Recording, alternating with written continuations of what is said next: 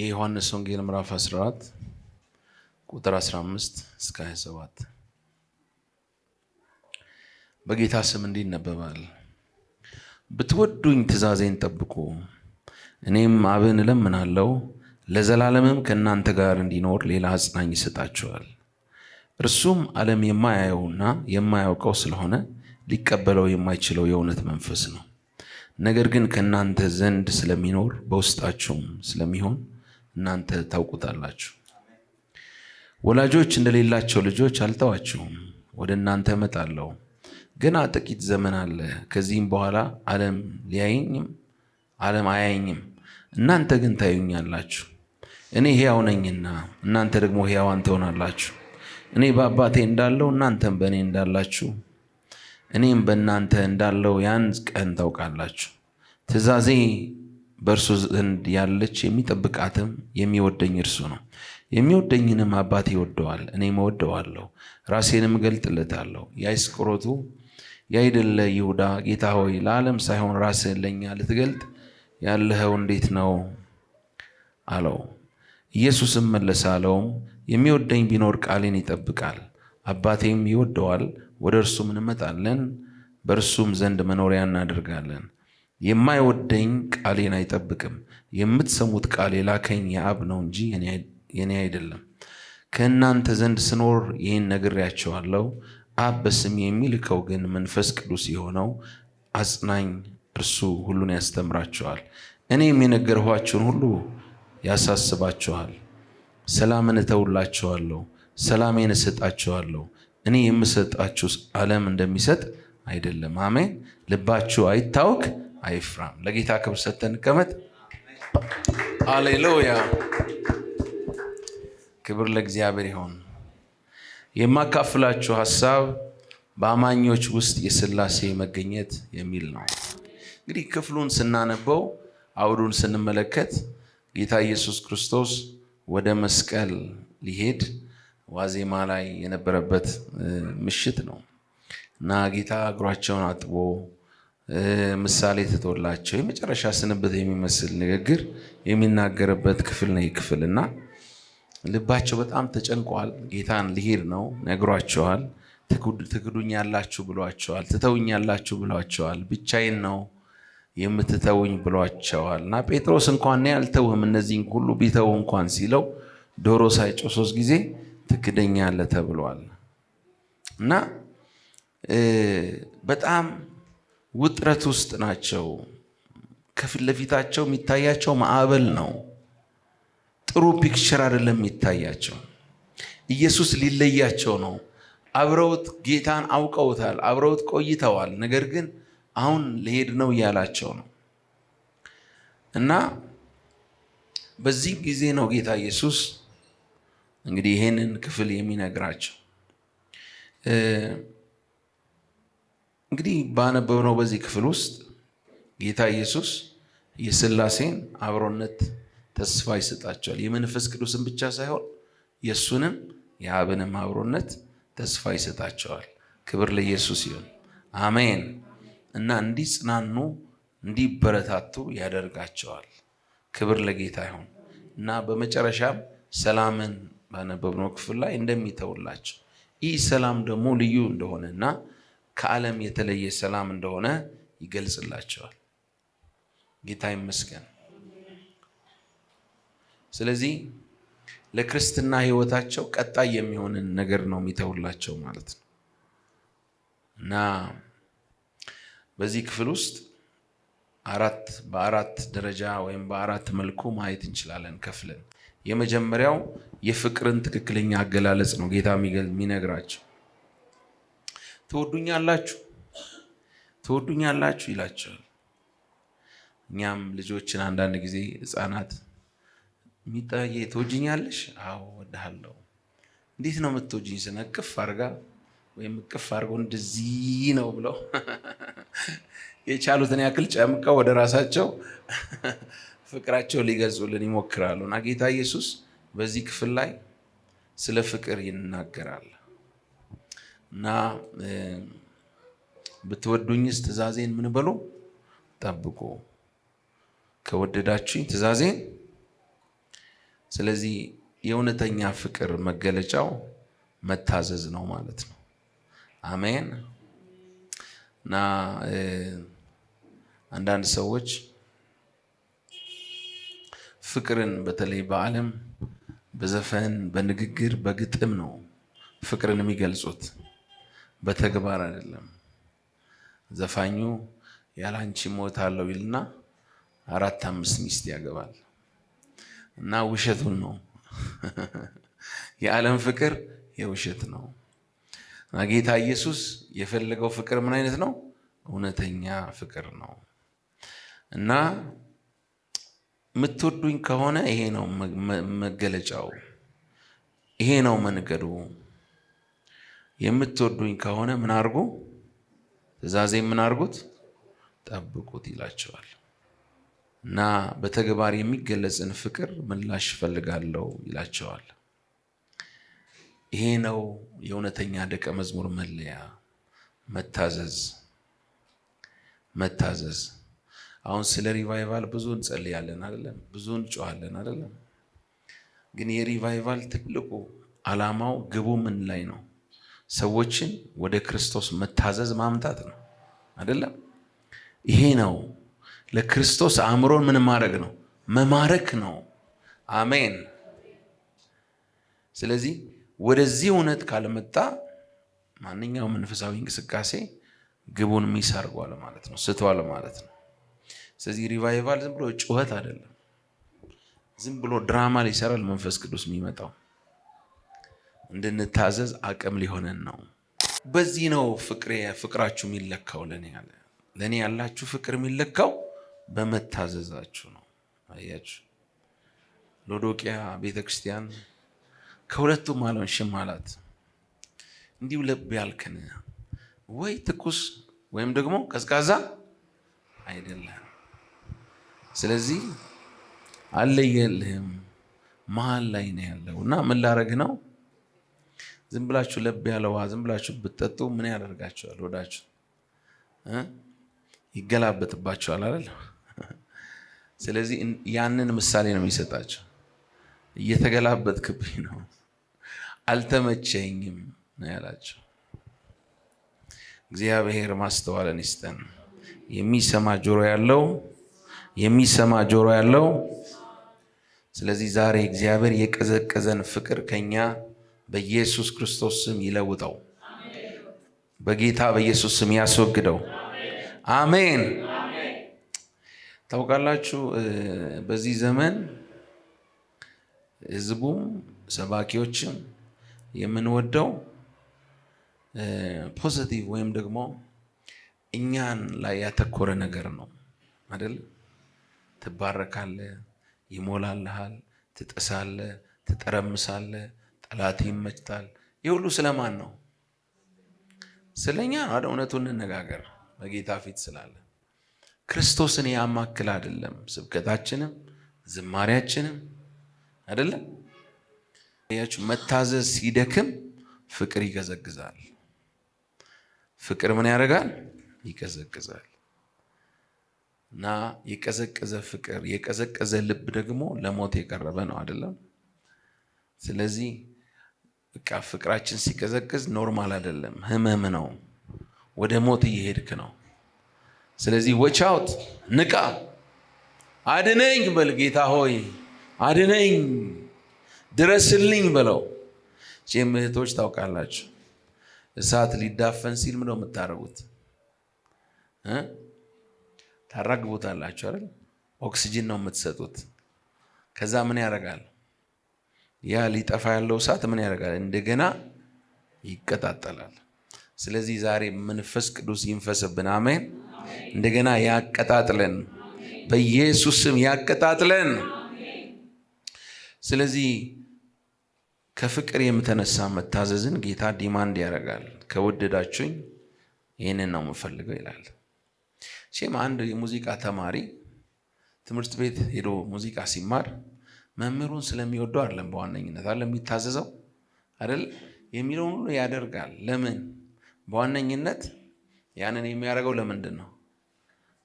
ያንን ስኪል ምን ለማድረግ? የራሱ ለማድረግ አይደለም። ችሎታን ለማግኘት ነው አይደለም የሚታዘዘው።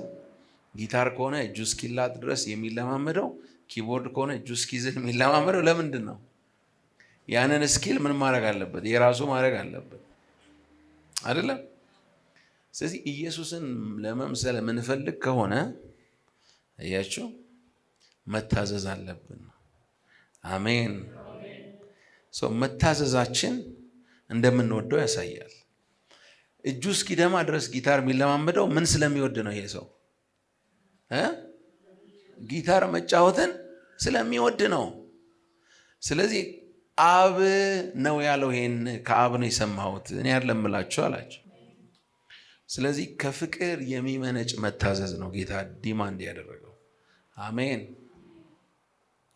ከፍቅር የሆነ እመጣለሁ፣ ፈርድባቸዋለሁ፣ እጥላቸዋለሁ ወደ እሳት ባህር ካልታዘዛችሁኝ ምናምን አይደለም ያላቸው ጌታ። ከወደዳችሁ ምን አድርጉ? ትእዛዜን። አሜን። ያቺ ሴት አልባስጥሮስ ሽቶ በጌታ እግር ስር ያፈሰሰችው ማለት ነው ጌታን ስለምትወደው ነው አይደል? ስለምትወደው እኮ እግሩን በፀጉሯ አበሰች። ትስመው ነበረ፣ በእንባዋ ታርሰው ነበረ አይደለ? ፍቅሯን የገለጸችው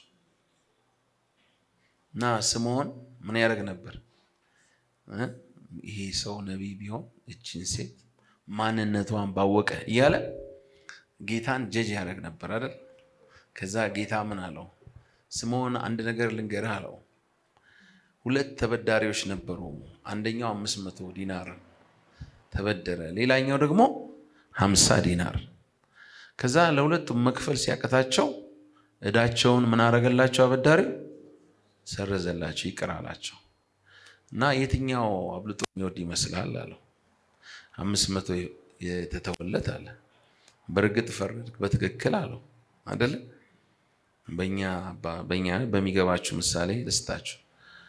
አንድ ሰው 500 ሺህ ብር ከባንክ ተበደረ። ሌላ ሰው ደግሞ 50 ሺህ ብር ተበደረ። ከዛ ባንኩ መክፈል ባይችሉ እንደዚህ አይነት ባንክ የለም አይደል? እሺ ተወላቸው፣ ምሳሌ ስለሆነ ለሁለቱም ቢተውላቸው የትኛው ነው በጣም የሚደሰተው? የትኛው ባንኩን አብልጦ የሚወድ ይመስላችኋል? ከ50 እና 500 ሺህ ከተበደረው 500 ሺህ የተበደረው አይደለም? ስለዚህ ጌታ ምን አለ? ምን ብሎ መለሰ? ይቺ ሴት እኔ ከገባው ጀምሮ ውሃስ እንኳን አንተ አላቀረብክልኝም። እርሷ ግን በእንባዋ እግሬን አራሰች፣ በጠጉሯ ማበሰች። አንተ አልሳምኸኝም። እርሷ ግን ከገባው ጀምሮ እግሬን ከመሳም አላቋረጠችም። አንተ ራሴን በዘይት አልቀባም፣ እርሷ ግን እግሬን ሽቱ ቀባች። ስለዚህ እልሃለሁ እጅግ ወዳለችና ብዙ ያለ ኃጢአቷ ተሰርዮላታል አለው። ጥቂት ግን የሚሰረይለት ጥቂት ይወዳል። ጌታ ምን ያክል ነው የምንወደው? አሁን ያበብኩላችሁ ሉቃስ ምዕራፍ 7 ቁጥር 44 ጀምሮ ነው። ምን ያክል ነው ጌታ የምንወደው? ጌታን ትወደዋለህ ወይ? ትወጀዋለሽ ወይ? እወደዋለሁ ወይ? ምክንያቱም ይሄ የመጀመሪያው ትእዛዝ ነው። እንደምታውቁት እግዚአብሔር አምላክን በፍጹም ልብ፣ በፍጹም ኃይል፣ በፍጹም ሐሳብ፣ በፍጹም ነፍስ ምን አርግ? ውደድ። ምን አርግ? ሕግና ነቢያት ሁሉ በዚህ ላይ ምን ያደርጋሉ? ይሰቀላሉ። ዋርካው ይሄ ነው። መሰረቱ ይሄ ነው። ይሄ መሰረት ከሌለ አገልግሎት ጌታ ኢየሱስ ይቅርብኝ ነው የሚለው። ባለፈው አካፍያቸዋለሁ ምዕራፍ 12 ላይ ያለውን አይደለም? ጌታ ኢየሱስ ክርስቶስ የተናገረው ስለ አገልግሎት ከስንዴ ቅንጣት ጋር በተያዘ ነግሬያቸዋለሁ። እና ጌታ ያለው የሚያገለግለኝ ቢኖር ምን ያርገኝ? ይከተለኝ አይደለም? ቁጥር 26 ላይ ምዕራፍ 12 የሚያገለግለኝ ቢኖር ምን ያርገኝ? ስለዚህ ሳይከተለው ጌታን ሳንከተለው እንድናገለግለው አይፈልግም።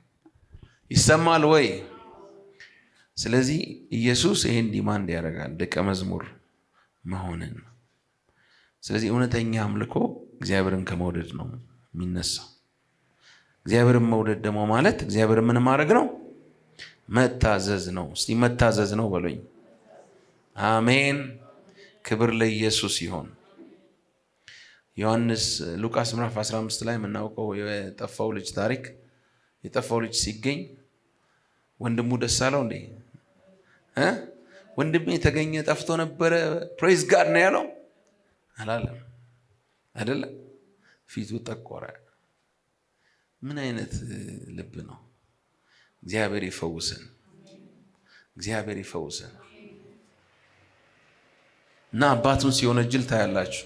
እኔ ሁሉ ዘመን ሳገለግል ከጓደኞቼ ጋር ፍሪዳ አልጣልክልኝም፣ ደስታን ለእኔ እንዳደርግ አላረክም። ይሄ ግን ከዘማውያን ጋር ገንዘብ የጨረሰው ይሄ ልጅ ሲመጣ እንደዚህ ያረክለት ብሎ እግዚአብሔር ልባችን ይፈውስ። እግዚአብሔር ልባችን ይፈውስ። በወንድሙ ቀናበት፣ አባቱንም ከሰሰ። እግዚአብሔር ልብህን ይፈውስ በሉት። አጠገባቸው ያለውን ሰው እግዚአብሔር ሆይ በለው እስቲ፣ ልቤን ፈውስ። አሜን። ልቤን ምን አርግ? አሜን። ይሄ ከቅንነት የሆነ ፍቅር ያስፈልጋል አይደለም? እና በወንድሙ ላይ ተቆጣ። ልክ እንደ ዮሴፍ ወንድሞች ማለት ነው። ወንድማቸውን ይወዱት ነበር እንደ ዮሴፍን አይወዱትም ነበር። እና በኋላ የሀገር ገዢ ከፈርዖን በታች ሆኖ ምድርን ሲገዛ መተው ሰገዱለት አይደለ? ዮሴፍስ ምን አይነት ልብ ነበረው? የፍቅር ልብ አይደለ? እንደነሱ ቢሆን እኮ ያሰቅላቸው ነበረ። 11 ግንድ አዘጋጅልኝ ብሎ እያንዳንዱን ከፍ ባለ ግንድ ያሰቅላቸው ነበር። የዮሴፍ ልብ በፍቅር የተሞላ ነበረ። እግዚአብሔርን የምናውቀው በዚህ ነው ይላል ዮሐንስ።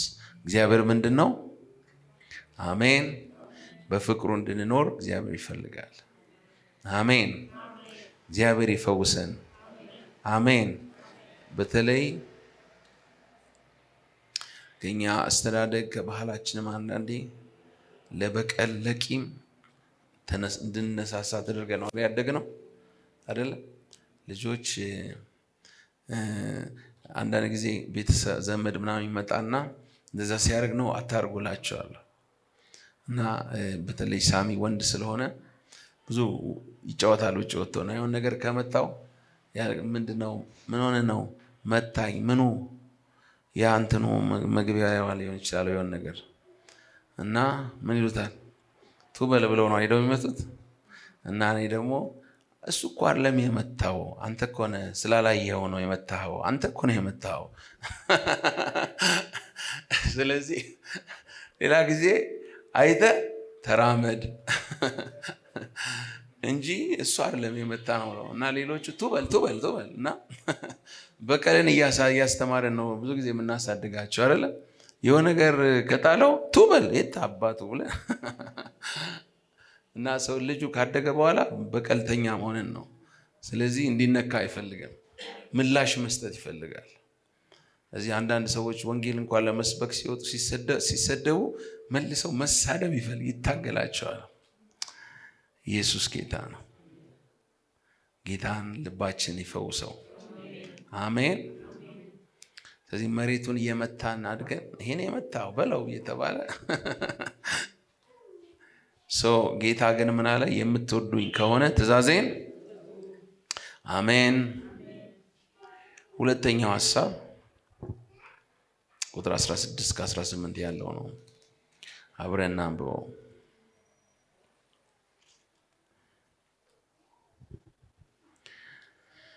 ለዘላለም ከእናንተ ጋር እንዲኖር ሌላ አጽናኝ ይሰጣችኋል። እርሱም ዓለም የማያየውና የማያውቀው ስለሆነ ሊቀበለው የማይችለው የእውነት መንፈስ ነው።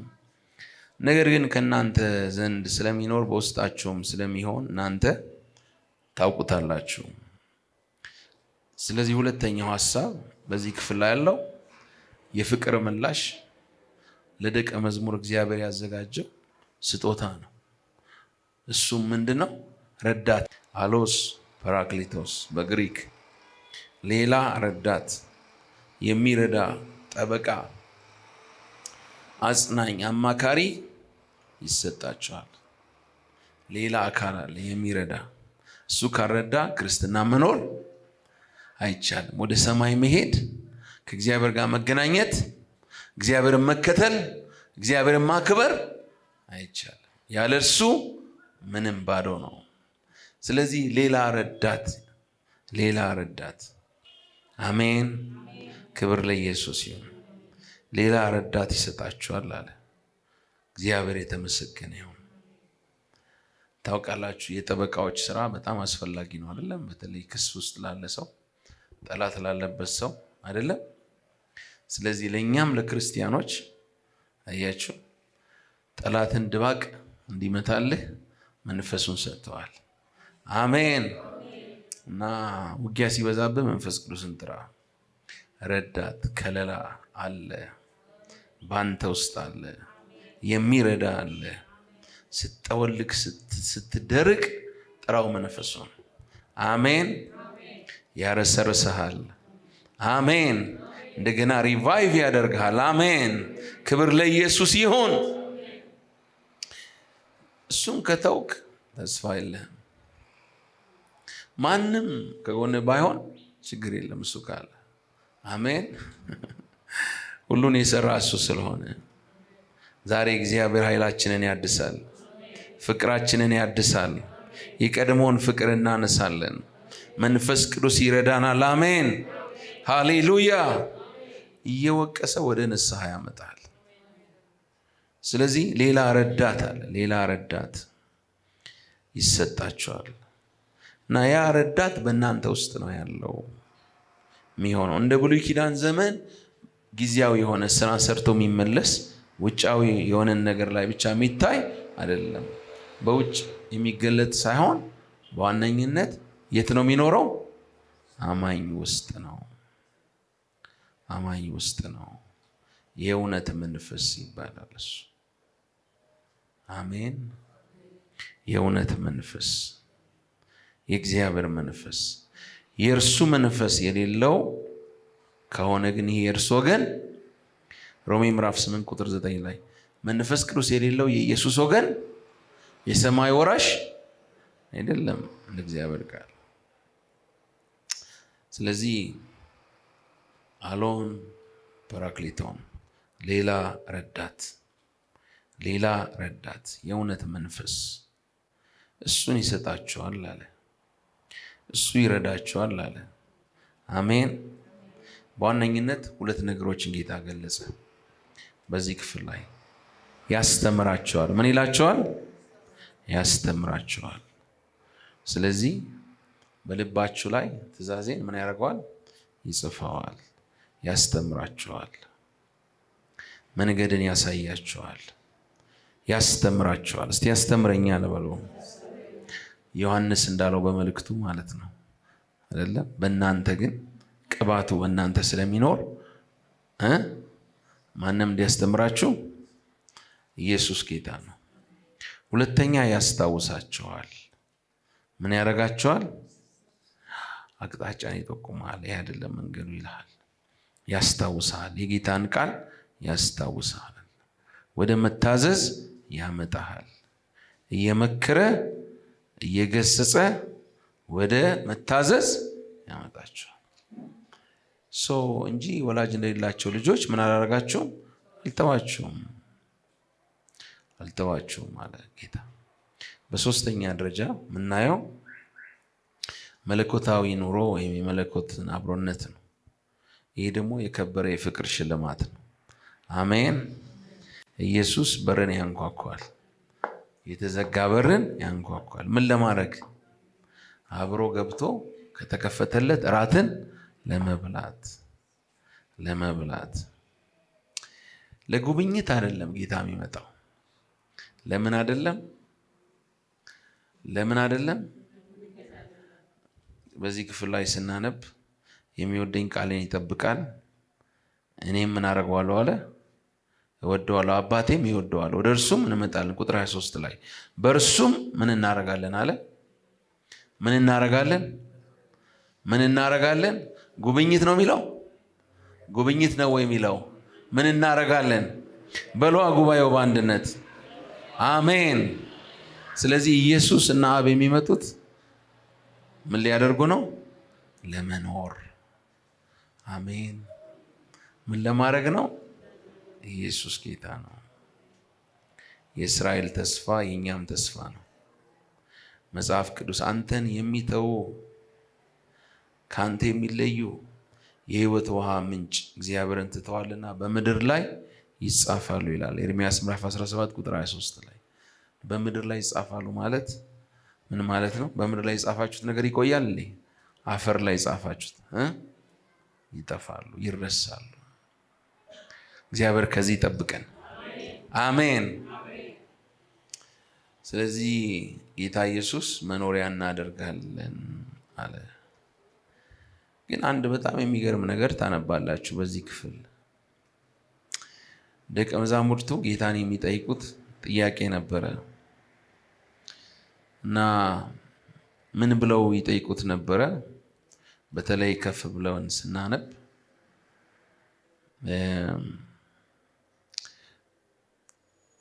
ቁጥር 4 ጀምሮ ወደ ላይ ከፍ ብለን እናንብብ። እንደዚህ ይላል ቁጥር 5 ቶማስም ጌታ ሆይ ወደምትሄድበት አናውቅም፣ እንዴትስ መንገዱን እናውቃለን አለው ይላል። ከዛ ደግሞ ቁጥር 8 ላይ ፊልጶስ ጌታ ሆይ አብን አሳየንና ይበቃናል አለው። ቁጥር 9 ጨምረን እናንብብ። ኢየሱስም አለው አንተ ፊልጶስ ይህን ያህል ዘመን ከአንተ ጋር ስኖር አታውቀኝምን? እኔን ያየ አብን አንተስ እንዴትስ አንተ አብን አሳየኝ ትላለህ? እኔ በአብ እንዳለው አብን በእኔ እንዳለ አታምንምን? እኔ የነገርኋችሁን ቃል ከራሴ አልተናገርኩም፣ ነገር ግን በእኔ የሚኖረው አብ እርሱ ስራውን ይሰራል። ስለዚህ ኢየሱስ ምን አለ? አብ በማን ውስጥ ነው ያለው? በእኔ ውስጥ ነው። ይህን ያክል ጊዜ አብሬያችሁ ስኖር አታውቁኝምን አለ ጌታ። አታውቁኝምን አለ። እግዚአብሔርን ማወቅ የመንፈስ ቅዱስ መገለጥን ይፈልጋል። ፌሎሺፕን ይፈልጋል። አሜን። ስፒሪቹዋል ህይወት ትክክለኛ ፌሎሺፕን ይፈልጋል። ድንገት የሚከሰት አይደለም። አልፎ አልፎ እሑድ እየመጣችሁ ብቻ እየተገናኘን ከዛ በኋላ የሚቀጥለው እሑድ እንገናኛለን ቻው ምንባባልበት ሳይሆን ሁል ጊዜ በየዕለቱ በየቀኑ ክብር ለመንፈስ ቅዱስ ይሁን። አሜን። እንደዚህ አይነት ፌሎሺፕ ነው የምፈልገው ያለው ጌታ እና በመጨረሻ ሰላምን ተውላችኋለሁ አላቸው። እኔ የምሰጣችሁ ሰላም ዓለም እንደሚሰጥ ልባችሁ አይታወክ፣ ምን አይበል፣ አይፍራም። አሜን። የኢየሱስ መንፈስ በእኛ አለ። እሱ የሚሰጠን ሰላም ደግሞ ሙሉ ነው። ከሁኔታ ጋር አይገናኝም። ጓደኛ ፊቱን ሲያጠቁርብህ ሰላም አይጠፋም። ለምን? የመንፈስ ቅዱስ ስለሆነ። ነገር ቢጎድል ሰላም አይጠፋም። ለምን? የማን ነው? የመንፈስ ቅዱስ ነው። አሜን። ክብር ለኢየሱስ ይሁን። በየትኛውም ሁኔታ ውስጥና በየትኛውም ጊዜ አረጋግቶ የሚያኖር ሰላም ማለት ነው። አሜን። የዓለም ሰላም ከኪስ ጋር ከእውቀት ጋር ከሚታየው ጋር ከሞላው ነገር ጋር የተያያዘ ነው አይደለም? ሲጎድል ሰላሙ ይጎድላል። የመንፈስ ቅዱስ ሰላም ደግሞ ሲጎድል ይጨምራል። ኢየሱስ ጌታ ነው። ሃሌሉያ። ስለዚህ የእግዚአብሔር አብሮነት ተሰጥቶናል። አሜን። መልእክቴን ሳጠቃልል ጌታ ከኛ የሚፈልገው ምንድን ነው? ዛሬ ከፍቅር የሚነሳ መታዘዝን ይፈልጋል። አሜን። ከፍቅር የሚነሳ ምን? መታዘዝ። ከፍቅር የሚነሳ መታዘዝ። ስለዚህ በመታዘዝ ውስጥ ነው ህብረት ማድረግ የሚፈልገው። ከሚታዘዘው ሰው ጋር ነው መኖር የሚፈልገው ጌታ። እልከኛ እምቢ ከሚል ሰው ጋር መኖር አይፈልግም። ከሚታዘዘው ጋር መኖር ይፈልጋል። ዛሬ የሚታዘዝ ልብን ይስጠን። አሜን። እግዚአብሔር ይቀይረን። ቆርቆሮውን ቆሻሻውን ሁሉ ከኛ ያስወግድ። እግዚአብሔር የማይከብርበት ነገር ከኛ ይወገድ። አብ ያልተከለው የተነቀለ ይሁን። እግዚአብሔር ያልሰጠን ይወገድ። ዛሬ ከላያችን ላይ ይነሳ። ለፍቅር መታዘዝ፣ ከፍቅር መታዘዝ፣ በጌታ በኢየሱስም በመንፈስ ቅዱስ ኃይል መታዘዝ። በዚህ እውነት ጌታ ሕይወታችንን ያድሰው። እውነተኛ ደቀ መዝሙር፣ እውነተኛ ተከታይ፣ ክርስቶስን የሚመስል ቁጭ አባቱ እንደሚባል ማለት ነው። ልጅ አባት ነው ሲመስል ቁጭ ኢየሱስን እንድንባል መንፈስ ቅዱስ እንዳናስቸግር እሺ እንድንለው ጌታ ይርዳን።